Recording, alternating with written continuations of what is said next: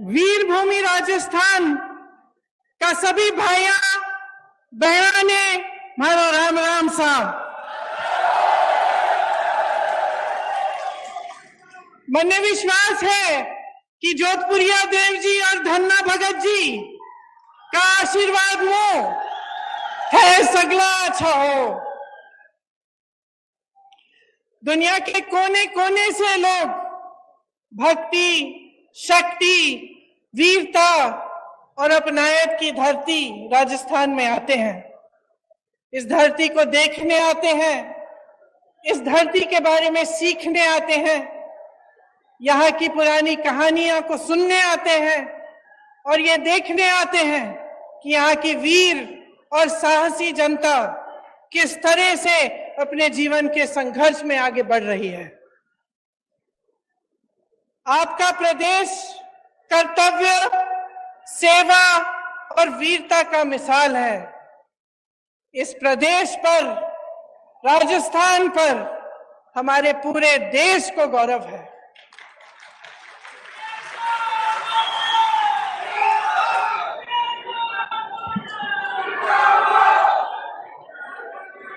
आप बहुत तालियां बजा रहे थे, एक बार मेरे साथ कहिए, जोधपुरिया देव जी की जय, धन्ना भगत जी की जय, अन्नपूर्णा गणेश जी की जय, डिग्गी कल्याण जी की जय।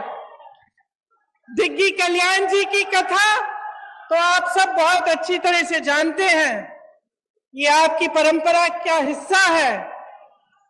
आपको याद होगा कि उन्हें प्रसन्न करने के लिए राजा को बहुत तपस्या करनी पड़ी, तभी जाकर वो प्रसन्न हुए। उसी तरह से जो हमारा देश एक लोकतंत्र कहलाया जाता है, लोकतंत्र में जनता ही भगवान होता है, धोती है, जनता जनार्दन है। जनता की सेवा, उसका सत्य, उसका सच्चा अर्थ क्या होता है कि जनता सबसे सर्वोपरि है, परि है, सबसे ऊंची जनता होती है। यही हमारी देश की राजनीतिक परंपरा रही है। आप अगर गांधी जी को देखें, जिसने देश की राजनीतिक नींव डाली, स्वतंत्रता संग्राम लड़ा हमारे लिए, इस देश को आजाद किया, उनको देखिए, उनमें कितनी सादगी थी, किस तरह से उन्होंने अपना पूरा जीवन देश की जनता को दिया। हमेशा ये कहते थे कि देश का गरीब सर्वोपरि है। कहते थे कि जब तक इस देश के एक भी वासी के आंखों में आंसू है, जब तक वो आंसू हम नहीं पहुंच पाएंगे, तब तक हमारा काम पूरा नहीं हुआ।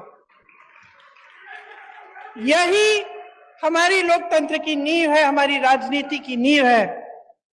आज राजस्थान सरकार भी अपने जन कल्याणकारी कार्यक्रम से, योजनाओं से इसी तरह आगे बढ़ रही है, ये समझकर कि गरीब को गणेश जी समझकर और किसान को भगवान समझकर। यही भावना मन में लेकर सरकार के जितने भी अधिकारी हैं और हमारे मुख्यमंत्री जी हैं, कांग्रेस पार्टी के नेतागण हैं, सब इसी भावना को मन में लेकर दिन रात काम कर रहे हैं। आज मैं सवाई माधोपुर से आई, वहां आप सबको मालूम होगा, खासतौर से मेरी बहनों को, कि वहां रणथंभौर के किले में एक प्रसिद्ध गणेश जी का मंदिर है। गई हुई है ना? हाँ, मैंने देखा है। जब भी मैं आती हूँ तो खूब सारी खासतौर से महिलाएं जाती हैं और मुझे हमेशा ताज्जुब होता है जब मैं उस रास्ते से गुजरती हूँ। मैं भी गई हूँ उस मंदिर में कई बार। तो जब वापस आती हूँ, कभी कभी शाम हो जाती है, जंगल है वहां, आप गई हैं, आपने देखा होगा। उसी रास्ते से शेर आते हैं, उसी रास्ते से बाघ चल के आते हैं, उसी रास्ते से कई ऐसे जानवर आते हैं जिनसे अगर आमना सामना हो जाए तो आपको दिक्कत हो सकती है, चोट पहुंच सकती है। लेकिन मैं हमेशा देखती हूं कि मंदिर से आते हुए जो लोग हैं वो अपने दिल में श्रद्धा लेकर एक आस्था रखते हैं कि हम मंदिर से आ रहे हैं, हमें कुछ नहीं होगा, और उसी जंगल के रास्ते से चलते चलते वो अपने घर की ओर चलते हैं। मेरे मन में अक्सर ये बात आती है जब मैं मंदिरों में जाती हूं, लोगों की श्रद्धा को देखती हूं, कि इस तरह की श्रद्धा हम नेताओं के दिल में आपके लिए होनी चाहिए। जब हम कहते हैं कि जनता जनार्दन है तो ये बहुत गहरी बात है, और इस बात को समझना जनता के लिए भी और नेताओं के लिए भी बहुत जरूरी है। हमें समझना जरूरी इसलिए है क्योंकि जब हम दिन रात काम करते हैं, जब सत्ता में आ जाते हैं, तो अक्सर ये होता है कि अपनी महत्वाकांक्षाएं आगे हो जाती हैं। ये हो जाता है कि बहुत सत्ता मिल जाती है इंसान को, तो भूल जाता है कि सत्ता में लायक कौन। और आपको याद ये बात रखनी चाहिए, क्योंकि आपको ये बात कभी नहीं भूलनी चाहिए कि सत्ता देने वाले आप हैं। आज इन कार्यक्रमों में मैं एक नौजवान लड़की से मिली, शायद मेरी बातों को सुन रही होगी। उसे मोबाइल फोन मिला, अशोक गहलोत जी की जो स्कीम है, जो हमारी सरकार, कांग्रेस सरकार की स्कीम है, उसके जरिए,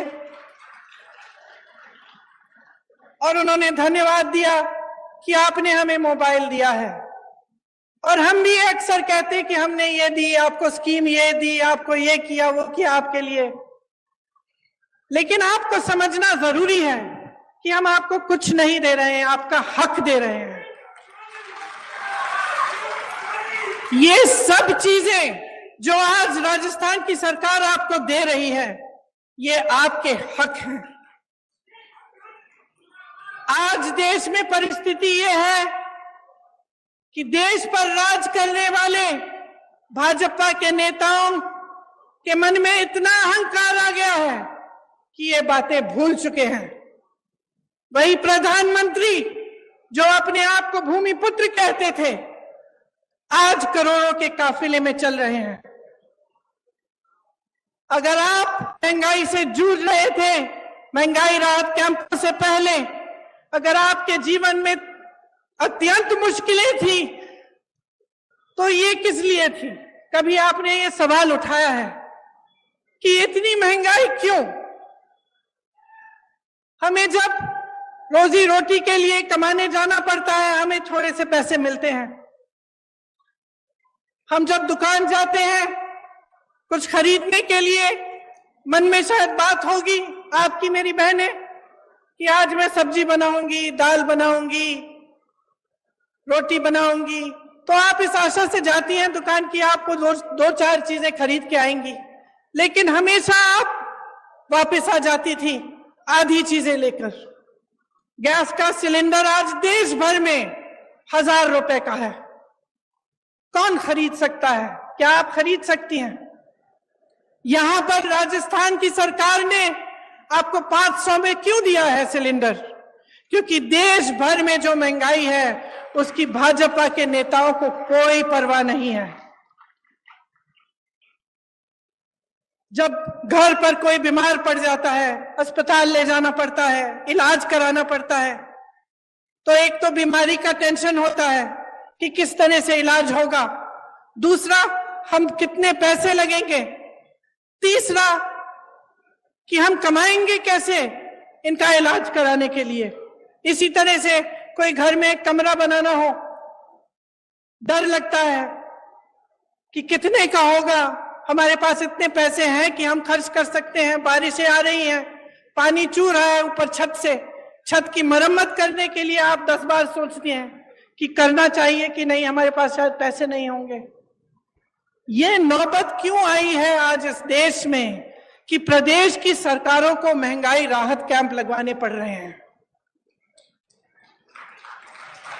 जब पूरे विश्व में तेल की बड़ी बड़ी कंपनियां खूब मुनाफा कमा रहे हैं, और यहां भारत में भी। तो आपके लिए तेल इतना महंगा क्यों? आपने ये सवाल उठाया है। आपको ये सवाल उठाने पड़ेंगे कि ये सब जो आपको दिख रहा है, इसमें असलियत क्या है। आपने देखा होगा हिमाचल प्रदेश में खूब बारिश आई, बारिश की वजह से टीवी पे आपने देखा होगा इतने सारे लोगों के घर गिर गए, खूब भारी नुकसान हुआ, जनता ने झेला ये नुकसान। हमारी सरकार ने प्रयास किया कि उनकी मदद हो, लेकिन प्रधानमंत्री जी के मित्र बड़े उद्योगपति अडानी जी ने क्या किया? जो सेब को उगाते हैं, जो सेब की पेटियां हैं, उनको बेचने के लिए जब किसान गए तो उन्होंने दाम घटा दिए, खरीदने का दाम घटा दिया। जिनको अपने घर बनाने पड़े क्योंकि इतनी बर्बादी हुई, घर पे घर गिर गए, जिनको अपना घर बनाना था, सीमेंट खरीदने गए, अडानी जी ने सीमेंट का दाम ऊपर कर दिया है, बढ़ा दिया है। और इनके पीछे कौन है? इनके पीछे हमारे प्रधानमंत्री हैं, जिन्होंने इस देश की पूरी संपत्ति अपने उद्योगपति मित्रों को दे दी। अब इस देश की संपत्ति किसकी संपत्ति थी? आप ही की संपत्ति थी। ये मेरी बैठी बहनें जो बैठी हुई हैं, इनकी संपत्ति थी। आज अगर पुरानी पेंशन के लिए सरकारी कर्मचारी रो रहा है, तो क्यों रो रहा है? क्या उसका हक नहीं था कि 20-25 साल नौकरी करने के बाद उसे पेंशन मिलता, उसे सुरक्षा मिलती अपनी जीवन की, अपने परिवार के लिए? क्यों छीना गया ये? और जब इसको देने का समय आता है तो ये केंद्र की सरकार क्यों कहती है कि हमारे पास पैसे नहीं है?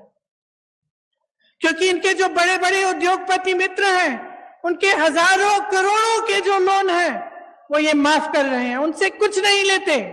और यहां आपका पेंशन छीना जा रहा है, आपके रोजगार छीने जा रहे हैं। यहाँ के कितने वीर नौजवान हमारी सरहद पे खड़े होकर हमारे देश की सुरक्षा को देखते हैं, अपनी जान देने के लिए तैयार होते हैं। और केंद्र की सरकार ने क्या किया? अग्निवीर स्कीम ले आए। अग्निवीर स्कीम ले आए कि 4 साल बाद आप घर जाइए, नौजवान ट्रेनिंग करेगा, काम करेगा।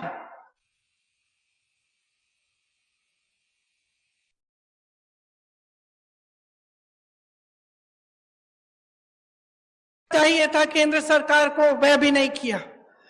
हर चीज के लिए उन्होंने अपने उद्योगपति मित्रों को आगे रखा और जो जनता है उसको पीछे रखा। आज ये स्थिति है कि 45 सालों में सबसे अधिकतम बेरोजगारी आज है हमारे देश में। जब आपके सामने चुनाव के लिए वोट मांगने आते हैं तो बड़ी बड़ी बातें करते हैं, और अक्सर बीच में धर्म को ले आते हैं, जाति को ले आते हैं, अलग अलग बातों को ले आते हैं जिससे आपके जज्बात जुड़े हुए हैं। लेकिन बहनों और भाइयों, एक बात को पूरी तरह से आप समझ लीजिए, ये चुनाव किसी 2 राजनीतिक पार्टियों के दौड़ में कौन प्रथम आएगा उसका चुनाव नहीं है। ये चुनाव आपके भविष्य का चुनाव है। इसमें सबसे बड़ा सवाल ये है कि आपको आपका हक आपको कौन देने के लिए तैयार है। और मैं दावे के साथ कह सकती हूं कि भाजपा ने 8 सालों में जो सरकार चलाई है इस देश में, उसने आपके हक को बार बार खत्म किया है। जिन बड़े बड़े उद्योगों से आपको रोजगार मिलता था, उन्हें चुपचाप से एक के बाद एक अपने बड़े बड़े उद्योगपति मित्रों को सौंप दिया। आपके पेंशन कटवा दिए, आपकी सेना में भर्ती होने के चांस खत्म कर दिए, अग्निवीर ले आए, महंगाई बढ़ा दी, और खुद इतने बड़े काफिलों में चल रहे हैं। रोज रोज आप टीवी चलाते हैं, आपको दिखता है रोज रोज, खास तौर से आजकल। आज सुबह तो मैंने देखा कि इनके G20 जब हो रहा था तो बारिश आई और सारा जितना भी वो जहां पे वो G20 की मीटिंग रख रहे हैं उसमें सारा पानी फैल गया है। मेरे मन में एक बात आई कि शायद जो हमारे देशवासी डर के मारे कह नहीं पा रहे, भगवान ने कह दिया कि अपना अहंकार कम करो, अपना अहंकार कम करो। इस देश ने तुम्हें बनाया है, इस देश ने नेता बनाया है, इस देश को आगे रखो, इस देश की जनता को सर्वोपरि बनाओ। जब ये अपने धनवान मित्रों को सरकार की सारी कंपनियां सौंप देते हैं तो नुकसान कौन उठाता है? जब ये बड़े बड़े खर्चे करते हैं तो नुकसान कौन उठाता है? सबसे ज्यादा नुकसान मेरी बहनें उठाती हैं, क्योंकि जो पैसे आपकी भलाई के लिए आपके पास आने चाहिए वो नहीं आते। आपने देखा होगा कि राजस्थान की सरकार ने आपके लिए कितनी स्कीम निकाली है। पुराना पेंशन आज आपको राजस्थान में मिल रहा है, तो इसका मतलब है कि ये मुमकिन है ना, ये मुमकिन है इसलिए हो रहा है। आज जितनी भी स्कीमें हैं जिनके बारे में मुख्यमंत्री जी ने आपको बताया, जिनके बारे में यहां पे सारे बोर्ड लगे हुए हैं, कि चाहे वो इंदिरा रसोई हो जिसमें आपको 8 रुपए में पूरी थाली मिल रही है खाने की, चाहे वो चिरंजीवी योजना हो जिससे आपका इलाज मुफ्त में हो रहा है, चाहे महिलाओं के लिए मोबाइल का स्कीम हो जिससे नौजवान महिलाओं के लिए खास तौर से अच्छा है क्योंकि आप इस पर पढ़ाई कर सकते हैं, सब जानकारियां आपको इस पर मिल सकती हैं, और आपकी सुरक्षा के लिए भी अच्छा है कि कभी आप ऐसी स्थिति में हो तो आप घर फोन कर सकते हैं, किसी को बुला सकते हैं। तो ये सब स्कीमें कैसे हो रही हैं राजस्थान सरकार द्वारा? ये तभी हो रही हैं क्योंकि ये जो पैसे हैं सरकार के पास जो होते हैं ये आपके लिए होते हैं।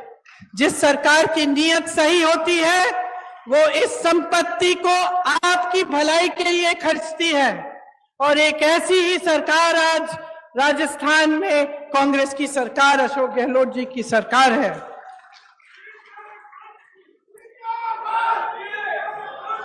मोदी सरकार ने पेट्रोल डीजल पर टैक्स लगाकर, आपको मालूम है, जनता से 32 लाख करोड़ रुपए खींचे हैं, और उन रुपयों का मनमाने के हिस्से खर्च करते हैं। ऐसे बड़ी बड़ी महफिलों में, अपनी बड़ी बड़ी कारवाओं में,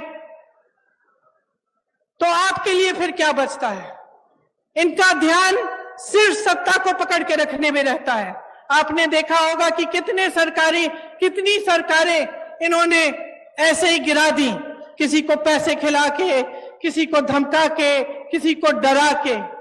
जब सरकार का ध्यान सिर्फ सत्ता में रहने के लिए रहता है, जब उनकी पूरे जितने भी उनके प्रयास हैं इसी में रहते हैं कि हम किस तरह से इस कुर्सी पे बैठे रहें, तो वो आपकी भलाई नहीं देखते, आपको भूल जाते हैं।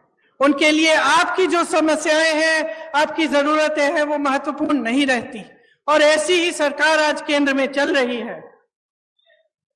इस सरकार में धनवान का जय जयकार है, सिर्फ धनवान का जय जयकार है, और जो आपकी जरूरतें हैं, आपकी समस्याएं हैं, उनको हल करने का कोई नामो निशान नहीं है। इसीलिए इतना बोझ प्रदेश की सरकारों पर पड़ रहा है कि हर चीज के लिए आपके लिए राहत दिलवाने के लिए, आपकी मदद के लिए, आपकी सहायता के लिए इनको करना पड़ रहा है, और ये सही भी है। और जैसे मैंने कहा कि कांग्रेस के जितने भी नेता हैं जो उपस्थित हैं इस मंच पर, वो सब आप ही के लिए प्रयास करना चाहते हैं। वो चाहते हैं कि आपको आपका हक मिले और हर तरह से आपके लिए काम हो। देवनारायण जी की श्रद्धा, डिग्गी कल्याण जी के विचार, धन्ना भगत जी का मिसाल, इन्हीं पर कांग्रेस काम कर रही है। केंद्र द्वारा जो बढ़ती महंगाई का सामना करने के लिए राजस्थान कांग्रेस सरकार ने आपकी मदद की, उसका पूरा प्रयास दिन रात होता है। देश में सबसे बड़ा स्वास्थ्य बीमा का कार्यक्रम राजस्थान में है। ग्रामीण क्षेत्र के लिए 1000 इंदिरा रसोई आज से शुरू हुई हैं। वहीं Indira Gandhi gas cylinder scheme में आपको गैस सिलेंडर 500 रुपए का मिल रहा है। साथ साथ मेरी बहनों के लिए इंदिरा गांधी स्मार्टफोन की जो योजना है जिसका मैंने जिक्र किया, इससे आपको सुविधा होगी। कांग्रेस सरकार की नीतियों के चलते 1 करोड़ से ऊपर उपभोक्ताओं का बिजली बिल शून्य आया है। अभी मैं कुछ लोगों से मिली थी, किसान थे, बहुत खुश थे कि अब बिजली बिल कम से कम जब शून्य पे आ रही है तो उनकी कुछ कमाई हो रही है। बहुत दिनों से कमा ही नहीं पा रहे थे क्योंकि केंद्र सरकार की नीतियों के चलते बहुत ज्यादा महंगाई का बोझ आप पर है। जो अन्नपूर्णा फूड पैकेट हैं, उनके माध्यम से आपको गेहूं, दाल, चीनी, तेल और नमक और मसाले मिल रहे हैं। देखिए, जब इस देश को बनाया, इसकी आजादी की लड़ाई लड़ी, जब इसको बुलंद किया, तो सिर्फ एक इंसान ने नहीं किया, चाहे वो महात्मा गांधी ना हो, लेकिन अकेले ये काम उन्होंने नहीं किया। ये काम उन्होंने आप सबके साथ, आपके पूर्वजों के साथ मिलजुल कर किया। इस देश को आजादी दिलवाने वाली जनता थी। इस देश को बुलंद बनाने के लिए भी जनता खड़ी है। जब हमारा देश आगे बढ़ता है तो ये काम जनता का काम होता है, सिर्फ एक जने का नहीं। लेकिन आज जो परंपरा हमारे सामने एक नई परंपरा चल रही है, उसमें ऐसे लगता है कि सिर्फ एक नेता, हमारे प्रधानमंत्री जी सारी चीजें कर रहे हैं। तो अब जनता, आप समझदार हैं मेरी बहनों और भाइयों, आप में विवेक है, हर रोज आप अपनी समस्याओं का सामना कर रहे हैं, तो इस बार एकदम सोच समझ के अपना वोट दीजिए। ये सब सवाल जो मैंने उठाए हैं, अपने मन में इनको रखिए कि इस देश को बनाने वाला कौन है? आप हैं। नेताओं को बनाने वाला कौन है? आप हैं। तो जब आप अपनी सरकार चुनने जाएंगे तो आप पूछिए उनसे, भाजपा के नेताओं से पूछिए कि राजस्थान की वीर धरा से कितने रोजगार दिए उन्होंने। बताएं मोदी जी, राजस्थान में केंद्र की कितनी योजनाएं दी हैं उन्होंने। ईआरसीपी पर मौन क्यों है, जबकि उसके होने से इस पूरे इलाके की तरक्की हो जाती।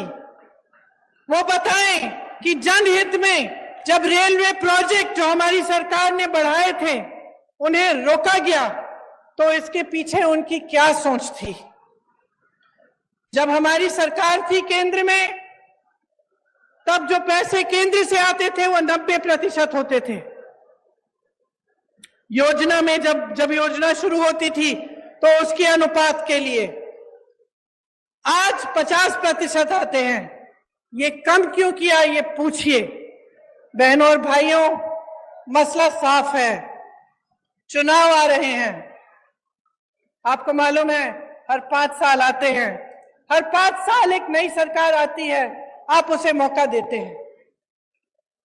काम करने का मौका होता है, दिखावा का मौका नहीं होता, झूठ बोलने का मौका नहीं होता, अपने लिए नेताओं को महलों और बड़े बड़े काफिलों का मौका बनाने का मौका नहीं होता। जो सरकार आती है उसे आपके लिए काम करने का मौका आप देते हैं। आपने देखा है कि अशोक गहलोत जी की सरकार, हमारी कांग्रेस की सरकार का ध्यान सिर्फ आपके विकास और आपको आगे बढ़ाने में गया है।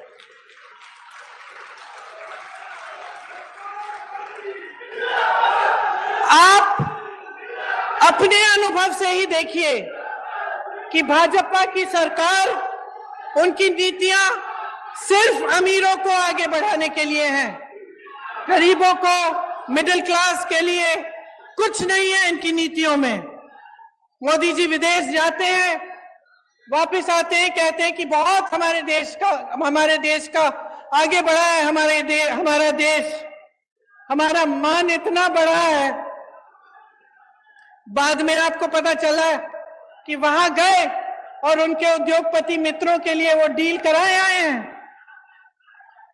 और बड़े बड़े उद्योगपतियों को खूब वहां से बिजनेस मिल रहा है। तो आप ही बताइए कि आपको ऐसी सरकार चाहिए जो सिर्फ गिने चुने अमीर लोगों को आगे बढ़ाए, कि आपको एक ऐसी सरकार चाहिए जो आपके लिए महंगाई के राहत कैंप लगाए, जो आपके लिए इंदिरा रसोई जैसी योजना लाए, जो महिलाओं को मोबाइल फोन दिलवाए, जो किसानों को आगे बढ़ाने के लिए, उनकी कमाई को बढ़ाने के लिए बिजली के बिल माफ करें, उनके कर्ज माफ करें। यह निर्णय आपको लेना पड़ेगा और ये एक बहुत बड़ा निर्णय है, इसको हल्के में मत लीजिए। जैसे ही भाजपा की सरकार राजस्थान में वापस आएगी, आप देखिए ये सारी स्कीम बंद हो जाएंगी। जितनी भी अच्छे काम कांग्रेस की सरकार ने किए हैं वो सब रुक जाएंगे। इसीलिए ये चुनाव जब आएगा, अगर आप अपने विवेक को इस्तेमाल करके सोच समझ के वोट नहीं देंगे तो आप अपना ही नुकसान करने जा रहे हैं। मैं यहां मंच पे खड़े होकर आपको कहना चाहती हूं कि ये देश आपका है, प्रदेश आपका है। जैसे मैंने शुरू में कहा, दुनिया भर से लोग आपके प्रदेश में आते हैं। आपकी वीरता अपार है, आपका संघर्ष अपार है। आप जानते हैं कि इस देश में जो नेता आते हैं वो दो तरह के होते हैं, क्योंकि आपका अनुभव अपार है। आप शुरू से देखते आ रहे हैं कि कैसी सरकारें आपके प्रदेश में चलते हैं, कैसे नेता होते हैं। दो तरह के नेता होते हैं बहनों और भाइयों। एक जिसका धर्म सेवा होता है, जो समझता है कि जनता ही सर्वोपरि है, और दूसरा जिसके मन में लालच, अहंकार और महत्वाकांक्षा होती है। इसीलिए आज इस मंच पर खड़े होकर मैं आपसे आग्रह करती हूं कि आप ऐसे नेता चुनिए जिनके मन में अहंकार नहीं, आपके लिए श्रद्धा हो। आप ऐसे नेता चुनिए जो आपको भूलकर आपकी मुश्किलों को बढ़ाने का काम ना करे, लेकिन आपको हर रोज सुबह याद करे और आपकी मुश्किलों को कम करने का काम करे। आप एक ऐसी सरकार चुनिए जैसी कांग्रेस की सरकार 5 सालों के लिए राजस्थान में रही है, जो आपके लिए, आपकी राहत के लिए, आपकी सहायता के लिए दिन रात एक करे। आपको बहुत बहुत धन्यवाद। इतनी गर्मी में आपने बहुत ध्यान से मेरी बातें सुनी। आशा है कि आपके मन में ये बातें रहेंगी और आप चुनाव के समय इन्हें याद रखेंगे और कांग्रेस पार्टी को विजयी बनाएंगे। बहुत बहुत धन्यवाद। जय हिंद।